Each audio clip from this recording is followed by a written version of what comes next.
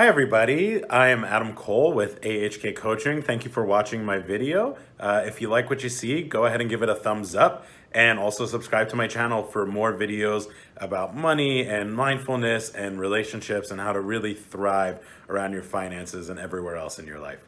So today what we're talking about is joint accounts and separate accounts. So if you're watching this video, maybe you and your partner are looking to make the decision between joint accounts and separate accounts, and this can create a lot of tension. It can create a lot of different things, right? And you may just not really know what to do. So there might be some mechanical considerations, and I'm going to mention those later. However, what I'm going to focus on, which is a lot of what I do in my work that's unique compared to other financial professionals, other financial coaches, is that I talk about the emotional and relational parts of this. So the first thing is, with anything, my philosophy in the world of finance is it's going to be whatever works for you, right? There might be some conventional wisdom. However, you're unique and so is your relationship. So we're going to want to look at that in its own light, right? You have a particular vision. You and your partner have a particular vision. So you're going to want to get to whatever the bottom of that is and see what fits in best. Okay, but here's the one thing, like I promised, the one money talk that you and your partner need to have about this, right? And some of this is going to be in personal reflection and some of this is going to be talking with each other. What you have to do is figure out if we are choosing joint accounts or separate accounts, what's going on underneath it, okay? If we choose separate accounts, will there be resentment there? If we choose joint accounts, will there be resentment there? A lot of times, there's tons of fear around money, right?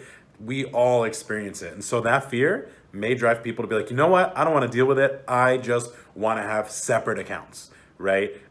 This may also look like hiding or avoidance. Now, having separate accounts is not bad. But if it's because you're hiding, because you fought in the past when you've tried to talk about money and you just are afraid you're going to fight again and maybe even cause a breakup, and there's a lot of fear there, then that doesn't work, okay? So maybe there's a lack of trust. Maybe that's why you want to have separate accounts. Again, if there's a lack of trust in your relationship, especially around money, that can be a death knell if it's not tackled, right? Another thing I see a lot is resentment. And then also unresolved anger. Maybe you did some financial stuff together. Maybe you were sharing utilities or groceries or something like that. And one person did or didn't pay on time, right? Maybe there's some resentment, unresolved bitterness there. If that's having you just choose, I just rather do separate accounts. My partner is not responsible, right? That kind of world of anger. That is just not going to serve you, because think about what you want to have in your relationship in general. You should want those same things around money. Understanding, empathy, support, right? Acceptance, and also accountability, right? And mutual partnership and teamwork. Okay, so this is the thing that you absolutely must tackle, regardless of whether you choose joint accounts or separate accounts or some combination thereof. If you're choosing it out of fear, anger, resentment, avoidance, desire to avoid fighting, right? Because you've been fighting and don't know how to tackle it, that is going to lead you down an unfortunate path, right? And financial stress, as we talk about here, is the number one cause of divorce, okay? So what you're really going to want to do is tackle these things. Now, here are some actual tips you can use. There's an app I love called Honeydew. It's Honeydue. It was specifically built for couples to help them manage money together. So it's got some really unique functionality around joint accounts versus separate accounts. You can have separate accounts and give your partner access to those. You can have separate accounts and have them only see the balance. You can have separate accounts and have it be secret from your partner entirely, whatever the balance is or the transactions. So it's got a lot of neat functionality. Now, here's the thing. With Honeydew, right, no matter what you do, period, you're going to want it all to be on the up and up.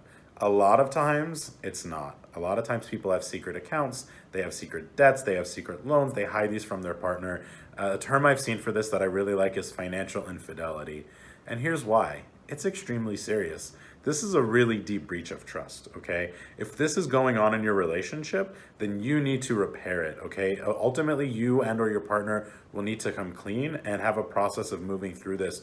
As long as you ignore it, it'll only eat away at you.